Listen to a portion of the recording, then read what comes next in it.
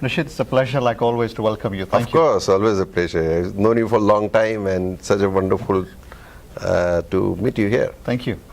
Nishith bhai, you are, been in this practice for years and years, with the emergence of technology and the evolution of startup space in India. Right. To, the maturing of Silicon Valley. You've seen pretty much the whole gamut of things.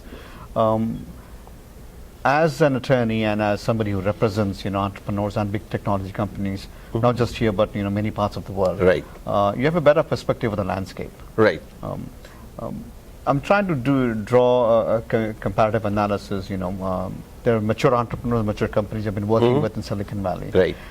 Similar thing is happening that happened here in 2000 in India. Right, I agree. The e-commerce thing. Yes. So how do you see this? I think you're absolutely right. I think we started off with services in India, whereas Silicon Valley is at about R, India is about D. Okay. That means original thinking came all from US and then services. So India has excelled on services. But I think there is a level at which now we are matured, and I think there is saturation point also coming in services, especially in software arena. So now people are thinking what next. So therefore now we are thinking more like a startup nation. And even government has given mandate. It took a long time for government to understand that startup is very critical.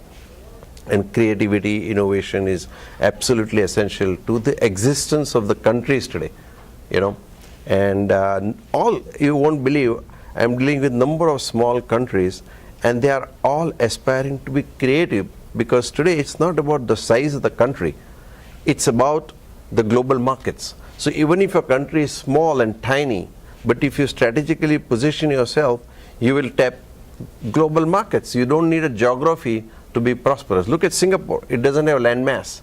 Right. But what is a market? India is a market. China is a market. But now markets are opening up. So lawyers have an important role to play in opening up markets. So once markets are opened up, people can go and do business.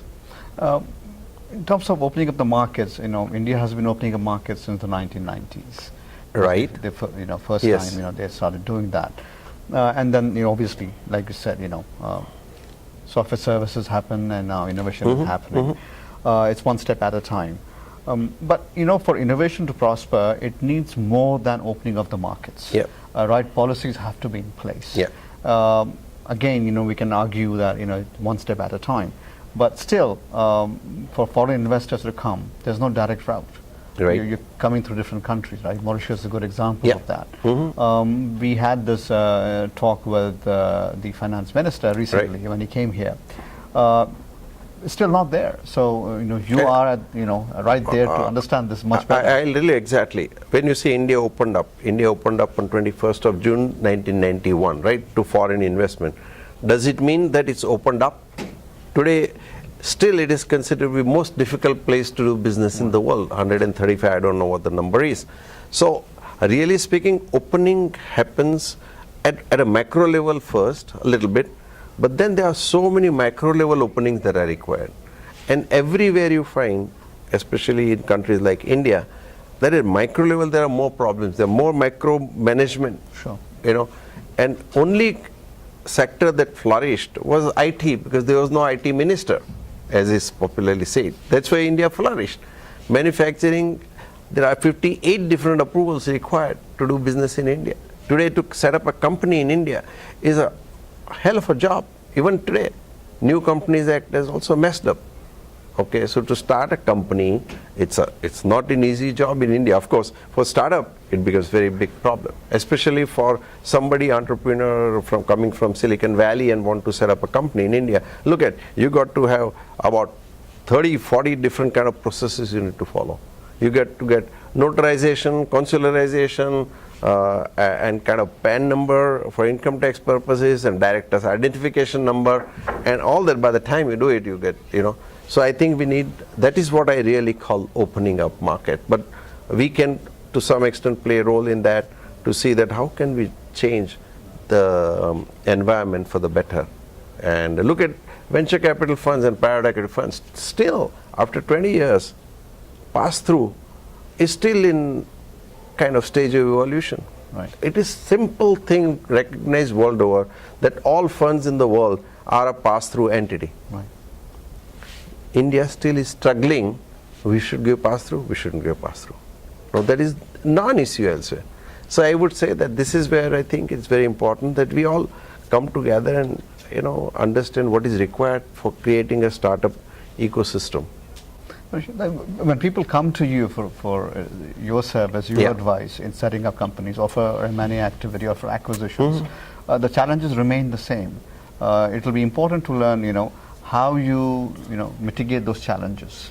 Oh, very good question. One, on a operational level, the challenges are there, okay. But there are two types of companies we encounter. One, the startups, just basic things, operational, setting up companies, directors, governance, all that kind of stuff. But where we particularly as our firm, Nishith Desai Associate, play a role is in terms of the futuristic things that are coming up.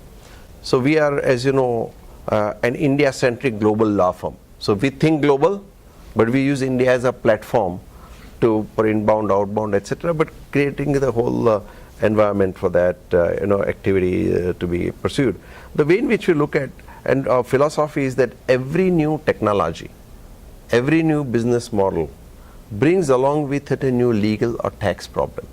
So what we typically do, we spend almost 40% time on research, academics, and thought leadership. So we believe that you must anticipate what is going to happen over a period of next 3, 5, 7, 10, 15 years. So we do that. And what are the trends that are coming up? So look at e-commerce. How many legal or tax problems are there? Wi-Fi, WiMAX, quantum computing, fuel cells, nanotechnology, medical devices, blockchain, Internet of Things. We have got specialized practice group now on Bitcoins, Internet of Things, cloud computing, to robotics now, to drones, outer space. Outer space privatization is going to be a very important part of the game in next 5 to 10 years. So, from globalization, we are going to be talking about celestialization. Okay, so what we typically do is to take 5, 10, 15 years ahead of time, visualize, imagine what will be the new legal or tax problems that will come. So when actual product is introduced or when actual situation arrives, we are 60-80% ready. Look at Google's driverless car. You may have a great product, so that's what IITians often, with all my friends, pardon me for that. But many times you develop a great product. But while developing a great product, you do not think what should be the new regulatory regime. You have a Google car coming on the road, but everything is ready to go on the road, but you can't drive it because the legal regime has not kept pace. Now by the time you go to government and say, can we put this car on the road? It will take, okay, let's appoint a committee, let's look at it. Somebody else looks at it. Takes 3, 4, 5 years. Your market entry is deterred because of the regulation. They stop you from getting onto the road. You are ready to go on the road tomorrow. But as government, as lawyers, we'll tell you, no, you can't do this. So if you would have visualized all the legal problems possibly that would have come when you started conceptualizing Google car, it would have been on the road tomorrow morning. Right. But I'm just not mentioning Google as Google, but I'm just like a general example that we develop a product ready to go on the market, and you are stopped because regulatory regime doesn't permit. Your markets or other markets are not opened up. Other countries have not understood your product, so they will stop you from coming into the country. So I think that is where we really need to work hard ahead of time. And with predictive technologies, you can understand, at least to some extent, you can do some prediction of what's going to come in the future. Okay. Nishith bhai, like always, thank you. Really Thank appreciate you. it. No, really, my pleasure, and thanks a lot. It's been always a great thing to be in the middle of creative people like you, and thank you so much.